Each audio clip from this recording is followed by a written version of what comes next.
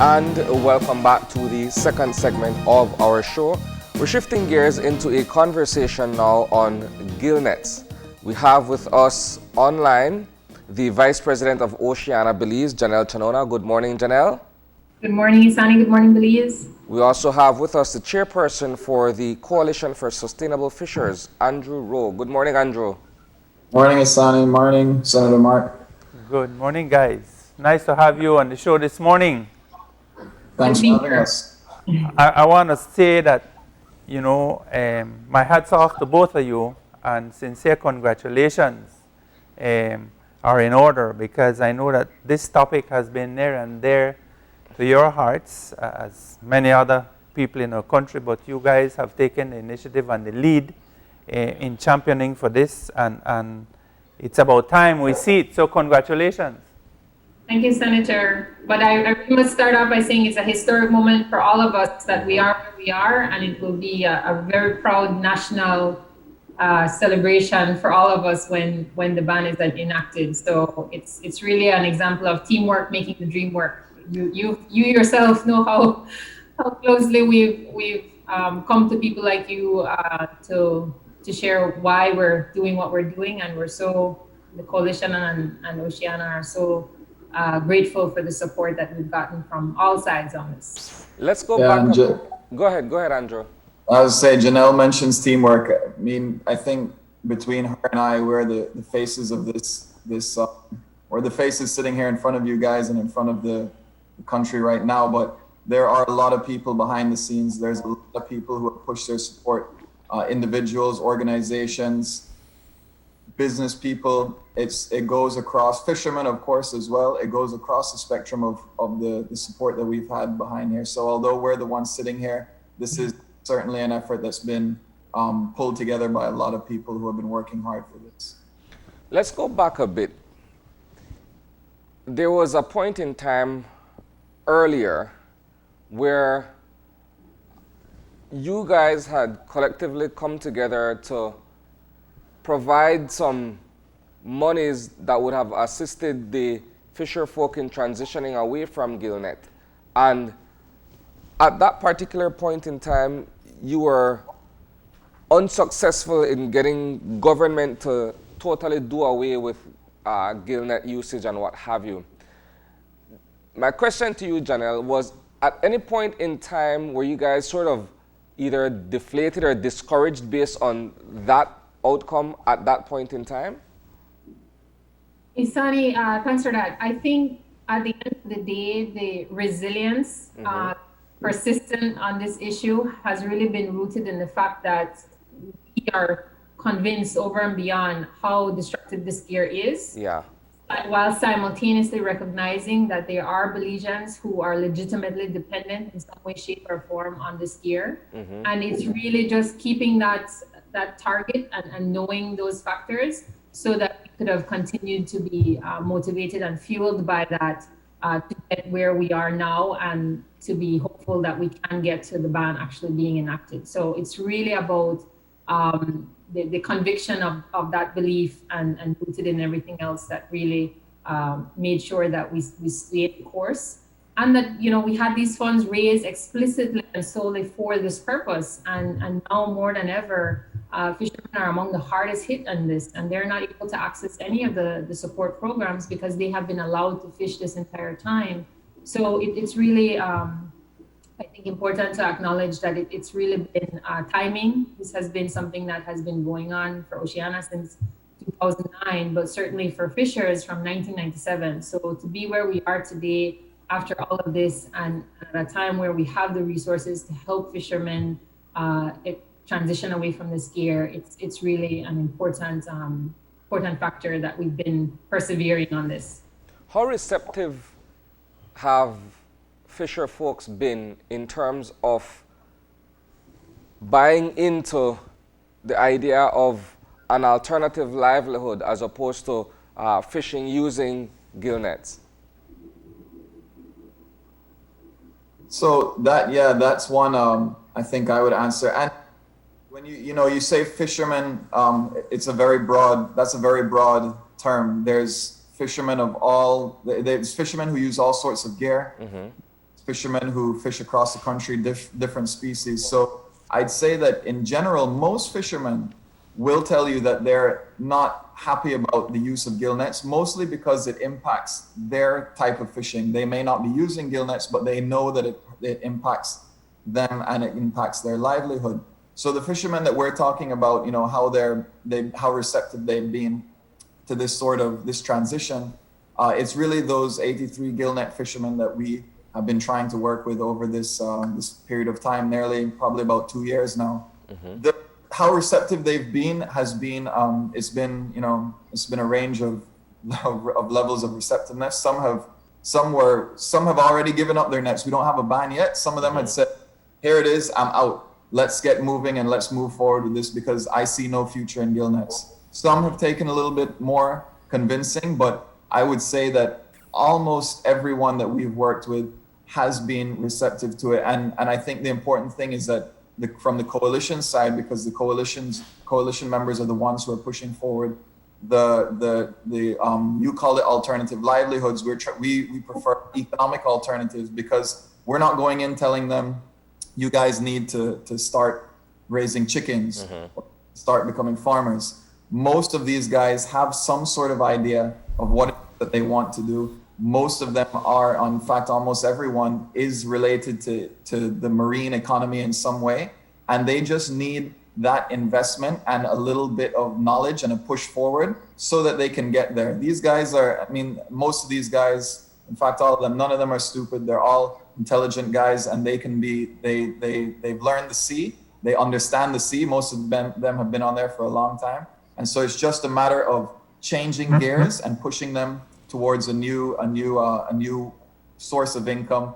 And remember that gill nets for them tends to be a very small portion of their income. You know, when speaking with them, we think it's usually between 10 and 25% of their annual income. So we're not saying, you know, you need to stop fishing and go do something else. We're saying that for this small portion of the money that you guys make, we're going to help you do it in a different way and something that's hopefully more sustainable and going to get you more income at the end of the day. Excellent, Andrew. I mean, again, my hat's off to you guys for this initiative, for raising that money. But when you talk about sustainability, Andrew, a large component of the illegal fishing that we've seen with gill nets, I mean, that I have witnessed myself, is in the south. Is there a component in this money or in this project to deal with that? And how do we plan to address the massive amounts of illegal gill net fishing in the south of our country, especially? I think that the enforcement is certainly the biggest problem.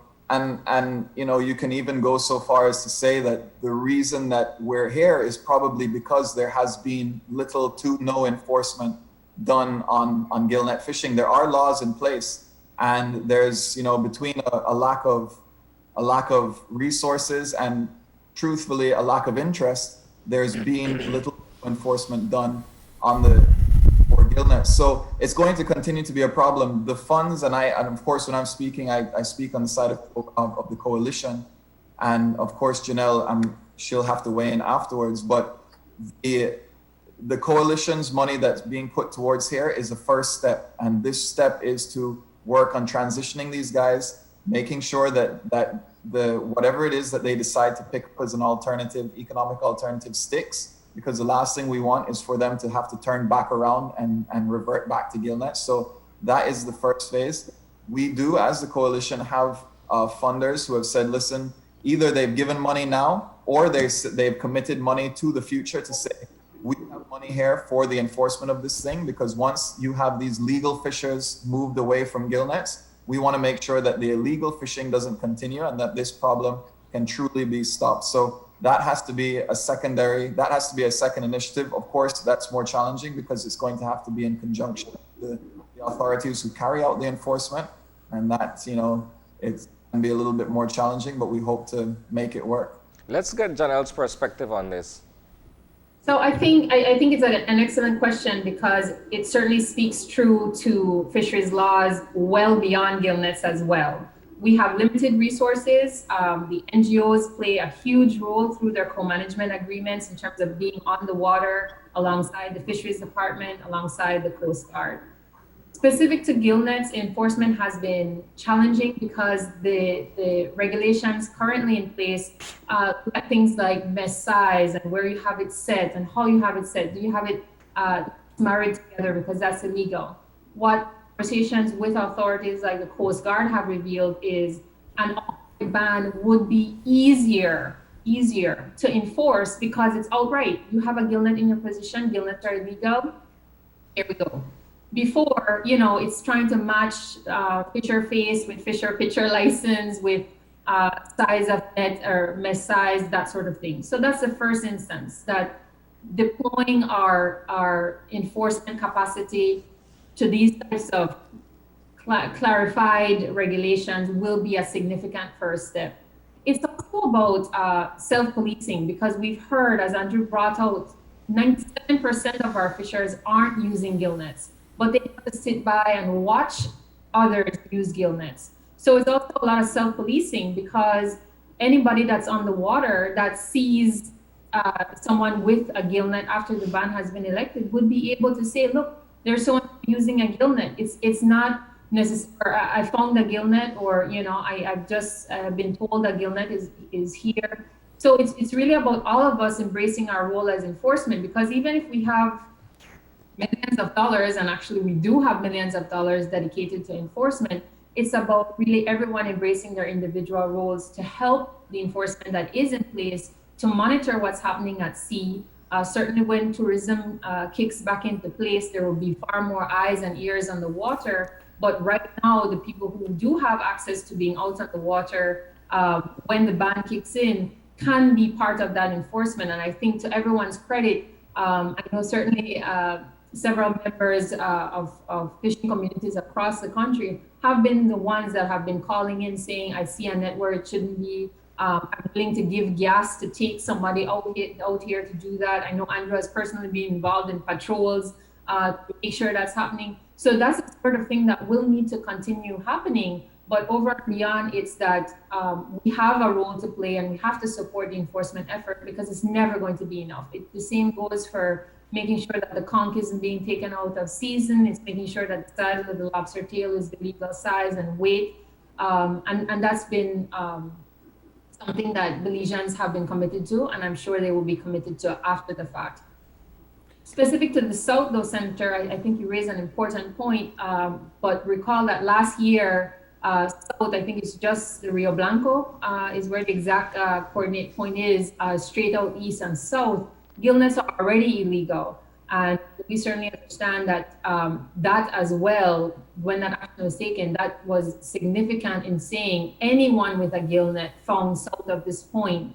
Again, that shows that when that's applied nationally, it will make enforcement significantly easier.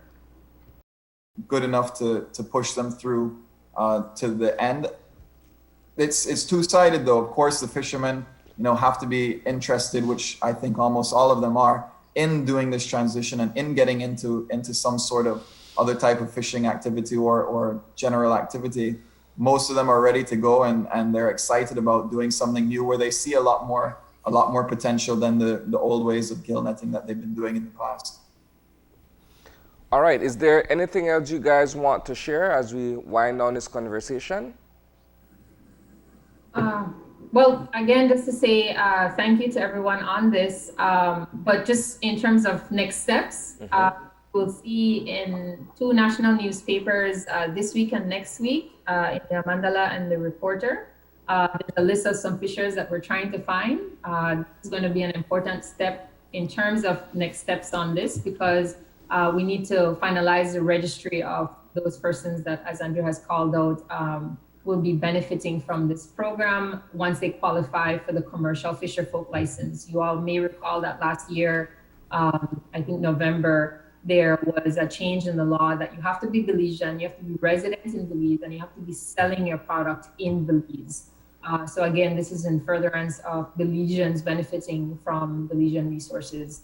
And so once that registry has been finalized as per the commercial fisher folk license, then we can, as Andrew called out, begin to sit down with those fishers and go through it.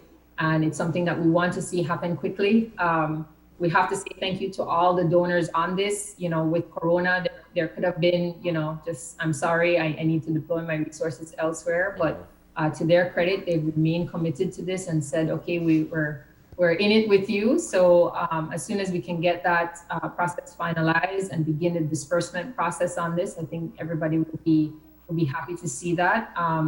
If I could share a little bit about how Oceana's program will work. Sure. While the coalition will be focusing on the skills and the investment aspect, our resources will be deployed on parity to the fishers to support them financially, directly in cash, in hand, so that they, as they're getting their investment set up, as they're getting their business set up, as they're learning their new skill, they don't have to be worried about replacing that gill netting income. And that will last for a minimum of 23, 24 months. So this is, again, time for things to take root, and it's not going to have to be any kind of overnight success that they have to be scrambling and figure out quickly. So it's really two sides of the bicycle. Andrew, his team is one pedal and we're the other, and making sure that they get supported so that they can ride on. Perfect. Any final words from your end, Andrew? Yeah, I really just want to end the same way that I started, by saying thank you really to all those people who have been behind this initiative. Janelle said, you know, this has been going on for years, but I think in truth it's actually been going on for decades. The first gill net, or the first push to get rid of gill nets, I think was in 1997. We're now in 2020. So it's been a long time coming, and the perseverance of people who have come and gone before Janelle and myself is, and being the backbone of this whole initiative, we must say thank you to them. And I think that this really is, I'm not sure of, and I haven't been in the NGO world for very long, but I'm not sure that there's been too many initiatives like this where it's kind of a two-pronged approach, two different organizations trying to accomplish the same goal and leveraging each other's strengths and working together to make sure that at the end of the day, these fishermen are going to be, you know, pushed forward like the rest of the fishing community so that they're not left behind. And I have to say, as a final thank you to them, because if they weren't cooperative and if they weren't helping and weren't willing to go through this transition with everybody else, it would be a lot more difficult. So thanks to them. Well said. All right. Thank you, guys. We are enlightened by this conversation. Yes, excellent. We've been looking forward to this for a long time again, and congratulations to the people of Belize. Happy to be here to share developments, and thank you for your continued commitment to this as we get through these last stages. Yes. All right. Thanks, gentlemen. Thank you. Thank you. Thank you too. So we're going to take a commercial break at this point, and when we return is to discuss conflict management. All right, everything we need to know about resolving matters, as I mentioned, either at work or at home. So that's what we're going to do after this commercial break.